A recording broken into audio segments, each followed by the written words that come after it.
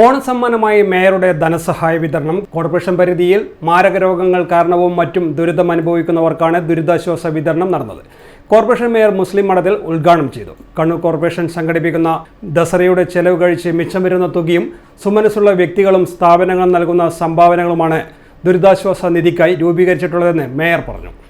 അതിലേറെ ക്ഷേമ പ്രവർത്തനങ്ങൾ, റിലീഫ് പ്രവർത്തനങ്ങൾ, അത്തരം വിഷയങ്ങൾ ഞങ്ങൾ ഒട്ടും മാറി നിൽക്കാറില്ല എന്നുള്ളതാണ്. അതിന്റെ ഭാഗമായിട്ട് തന്നെയാണ് ഒരു വലിയ സാംസ്കാരിക പരിപാടി നടത്തുമ്പോൾ സ്പോൺസർഷിപ്പിലൂടെ അത്തരം പരിപാടികൾ സംഘടിപ്പിച്ചുകൊണ്ട് അതിലെ ചെലവുകൾ പരിമിതപ്പെടുത്തി ബാക്കി വരുന്ന തുക വർഷങ്ങളായി അത് മേയറുടെ റിലീഫ് ഫണ്ടിൽ ഉൾപ്പെടുത്തിക്കൊണ്ട് അത് അർഹരായ ആളുകൾക്ക് കൃത്യമായി അപേക്ഷ വന്ന ആളുകളെ അന്വേഷിച്ച് ഞങ്ങൾ അതിൽ ജാതിയോ മതമോ രാഷ്ട്രീയമോ ഒന്നുമില്ലാതെ ഇവിടുത്തെ ഉദ്യോഗസ്ഥർ അന്വേഷിച്ചുകൊണ്ട് അവരുടെ ആവശ്യത്തിനനുസരിച്ച് ഒരു ചെറിയൊരു ആശ്വാസം, അവരുടെ ആവശ്യത്തിന് പരിപൂർണമായി ഉള്ള തുക എന്ന് പറയാൻ കഴിയില്ല.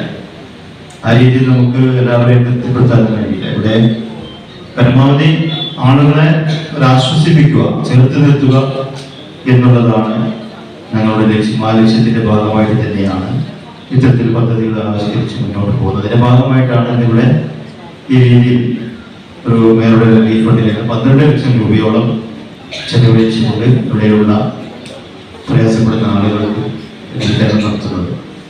പ്രയാസപ്പെടുന്നവർക്ക് ഒരാശ്വാസമായിട്ടാണ് ഇത് നൽകുന്നത്. സംസ്ഥാനത്ത് ഒരു തദ്ദേശ സ്ഥാപനവും ഇത്രയും വിപുലമായ രീതിയിൽ ദുരിതാശ്വാസ നിധി നൽകിയിട്ടില്ല.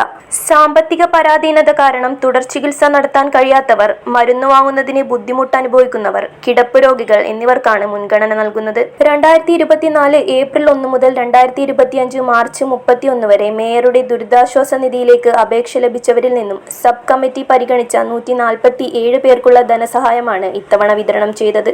11,96,000 രൂപയാണ് ഇന്ന് വിതരണം ചെയ്തത്. ഈ ഭരണസമിതിയുടെ കാലയളവിൽ ഏകദേശം 62 ലക്ഷത്തോളം രൂപ ദുരിതാശ്വാസ നിധിയിൽപ്പെടുത്തി വിതരണം ചെയ്തിട്ടുണ്ട്.